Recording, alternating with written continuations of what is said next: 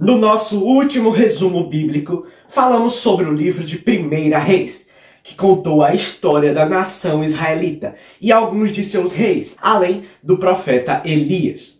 Então, no vídeo de hoje, falaremos sobre 2 Reis, que contará mais sobre os reinos de Israel e Judá e as diversas pessoas que reinaram nos locais, contando também diversas histórias incríveis envolvendo o profeta Eliseu e muitas outras pessoas.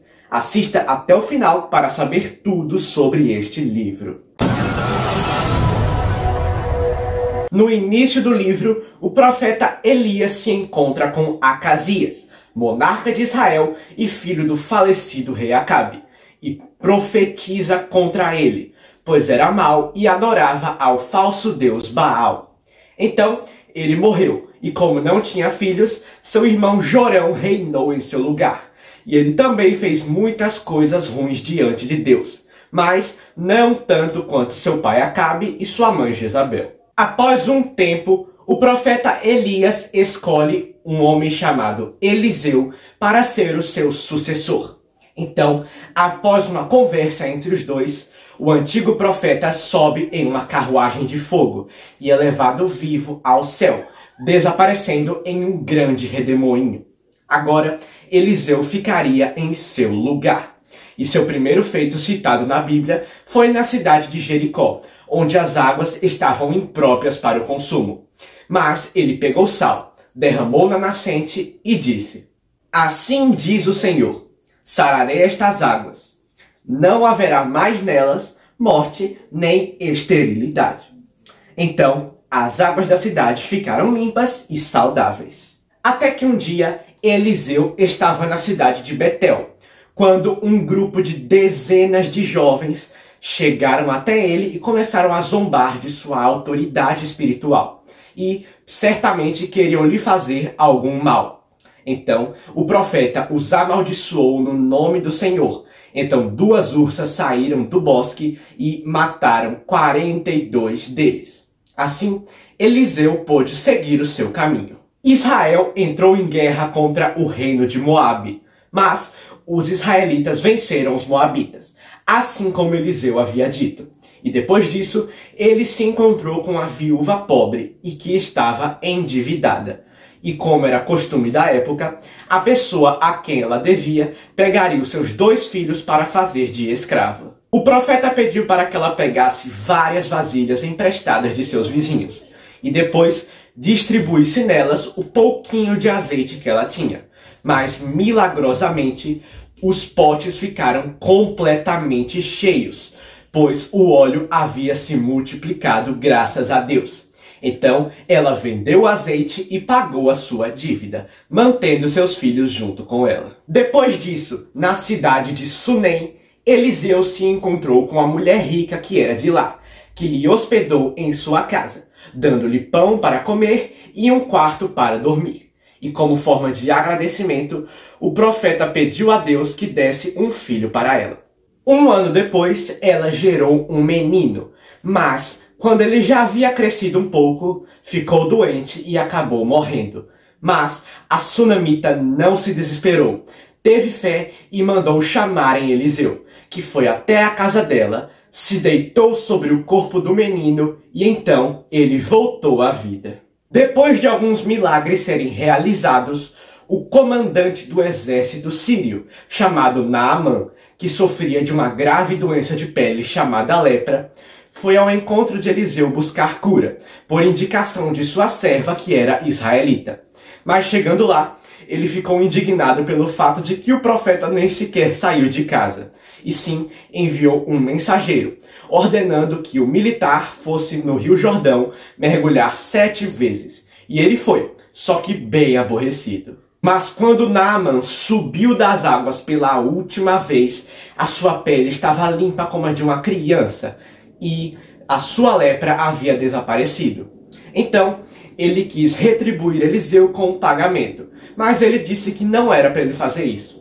Só que o servo do profeta, Geazi, não concordando com a atitude de seu mestre, correu atrás de Naamã e pediu para que ele lhe desse a prata, e assim aconteceu. Mas quando chegou em casa, Geazi foi amaldiçoado com lepra. Certo dia, uns homens estavam cortando madeira, até que um deles foi derrubar um tronco, mas a cabeça do machado soltou e afundou no rio, deixando-o preocupado, pois a ferramenta era emprestada.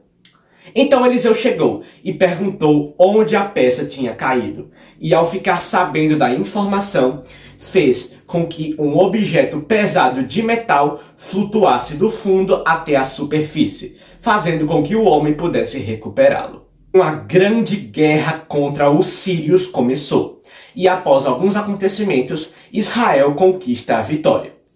Já em Judá, o atual rei era o filho de Josafá, chamado Jeorão, e ele fez muitas coisas erradas perante o Senhor, tanto que ocorreram diversas revoltas em seu reinado. Ele se casou com Atália, que era filha do falecido Acabe de Israel, mantendo assim uma boa relação entre os dois reinos, já que o rei de Israel, Jorão, era irmão de sua esposa. Depois da morte de Jeorão, seu filho Acasias começou a reinar em Judá, mas ele também fez muitas coisas erradas, seguindo o exemplo da linhagem de Acabe, que agora reinava tanto em Judá, através do neto do falecido rei, quanto em Israel, através do filho dele. Mas isso não poderia ficar assim. Então Eliseu mandou ungirem o comandante da cidade de Ramote-Gileade, chamado Jeú, como novo rei de Israel. E o objetivo dele seria destruir toda a família de Acabe, para livrar os dois reinos desse mal. Então, o comandante ungido foi ao encontro de Jorão, rei de Israel, e seu sobrinho Acasias, rei de Judá.